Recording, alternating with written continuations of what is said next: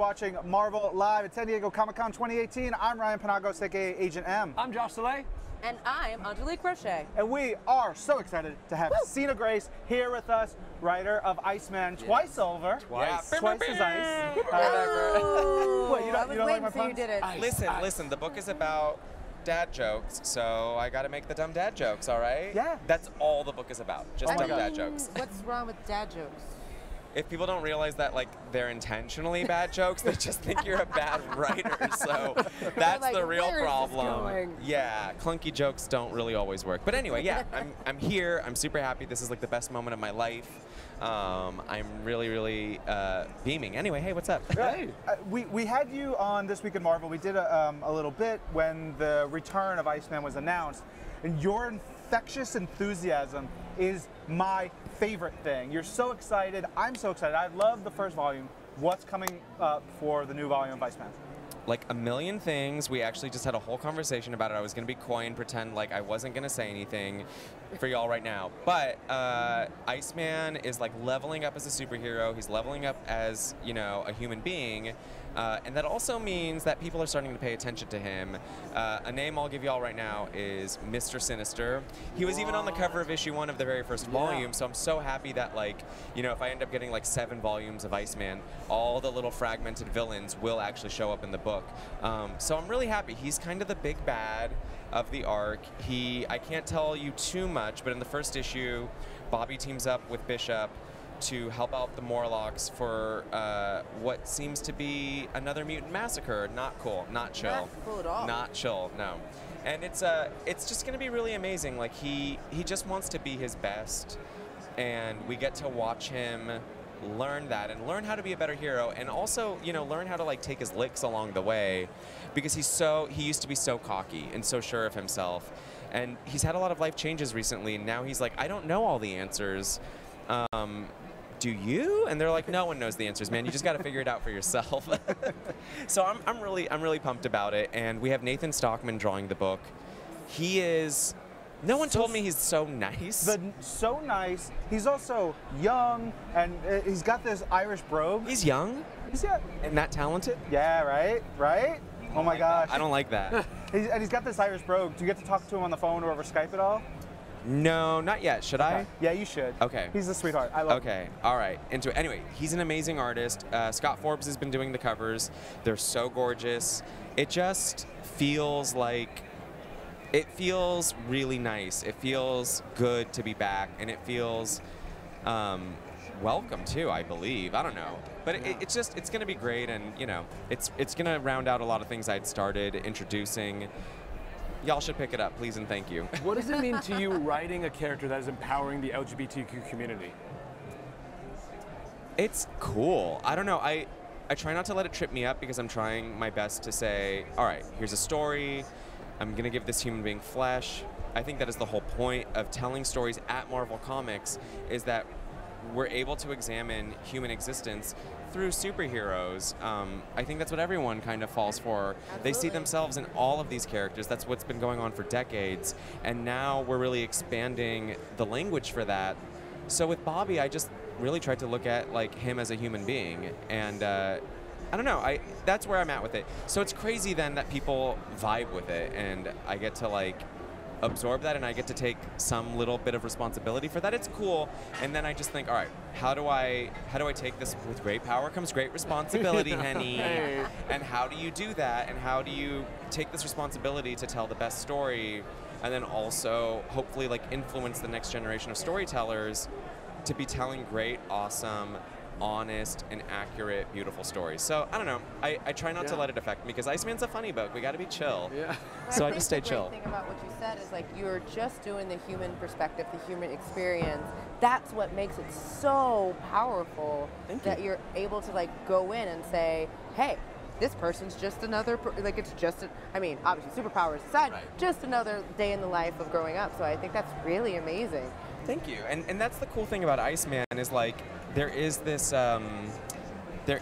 tension, because he is like, I'm just this person, I am a mutant, but like on top of being a mutant, he's maybe one of the most powerful mutants ever. I mean, he's not maybe, he is, but he's never really tapped into that.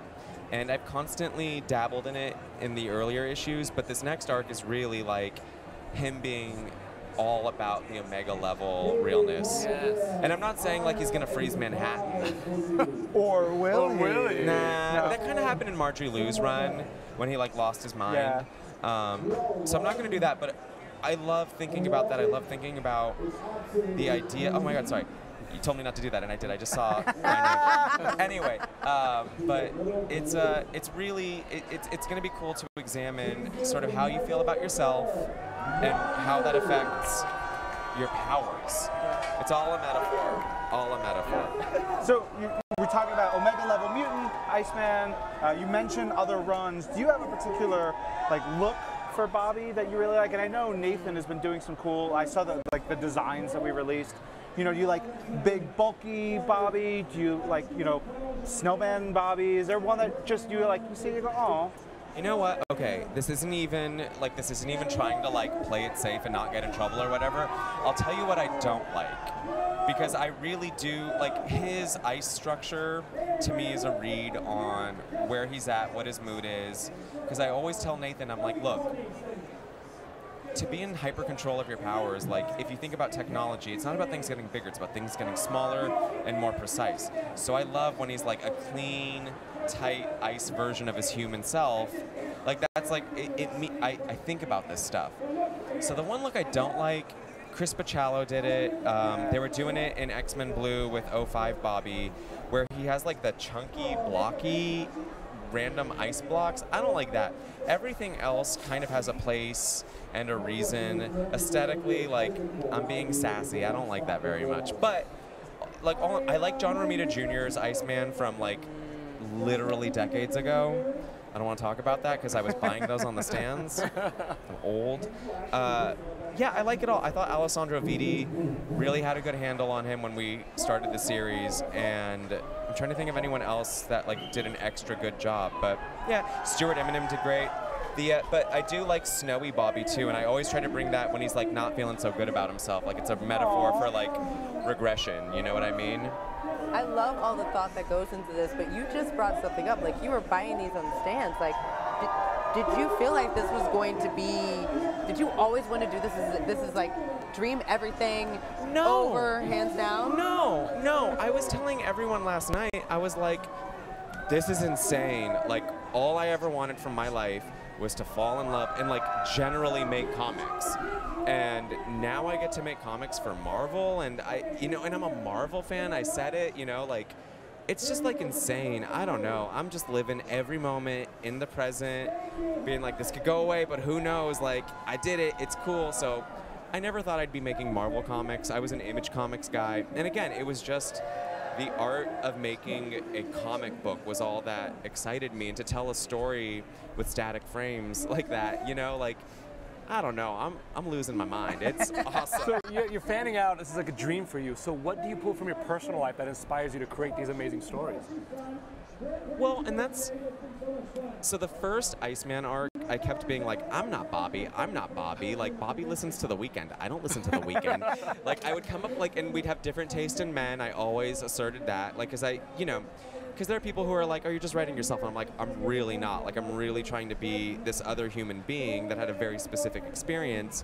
But then I was talking with a friend about the character or something, and he was like, oh, like, he's this guy who, if he just, like, loved himself and believed in himself, he could take over the world if he wanted. And the minute I said that out loud, or he said it, just one of us said it, I was like, me. Like, if I just was ready for the throne, I could take the throne. But I've never, now I'm like, maybe I want it. Like, maybe I'm gonna, not the throne. I don't know what I'm saying anymore. Stop it, Sina. But anyway, it's great to actually, like, look through Bobby's eyes and talk about the things I'm wondering about in the world, and really bring my questions about, how can we be better family members to each other as individuals when, you're like, the idea of your chosen family is so special and is something that I think the Xavier sort of world, I wouldn't say institute, but there's so many different iterations of it now, but like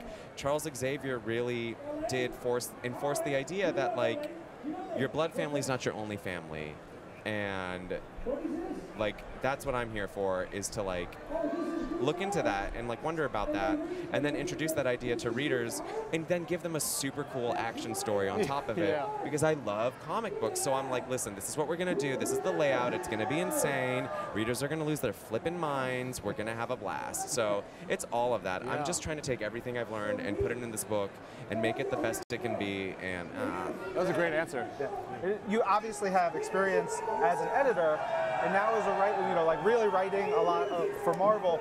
What did that teach you when you were, you know, editing and thinking about storytelling in those ways that you're using now as on Iceman? Very, very good question. Thank you very much. It taught me how to structure storytelling for a third party. I do a lot of 100% Sina books where I'll write it and draw it, and then I'll like format it on InDesign. Like, I am Dick Van Dyke, like Mary Poppins style. Like, I can do it all. And it taught me how to communicate your idea, your vision, respectfully to other people, and to respect boundaries, and to use language to communicate things, and to also be okay with the give and take and the back and forth. Nate Stockman is constantly like, how about this idea? How about that idea? And it's great because he's also like, listen, I do it a lot. I throw a lot of ideas around. You just need to tell me to shut up. And I'm like, I will, honey, because that was a bad idea. But as a storyteller, he really has a sense of space and pacing that I don't have. And I know to, you know, because of my experiences, I know to not have an ego. If he's coming here and saying, I just want to make the book better, and I'm like, word, I love it, do it, great choice. That choice is not good. Oh. No, all of his choices are good. He just had one joke that I was like, meh, and then I used it anyway, so. Fantastic. All right, so Iceman comes back in October? September. September. September 12th? Iceman 1. Yes, Yeah. September 12th. I got you. Fantastic. Thank you. And return it. Awesome. All right. Thank you, Sina, for coming with us, talking. Thank you. It's been super fun. Yeah. I'm super jazzed for it.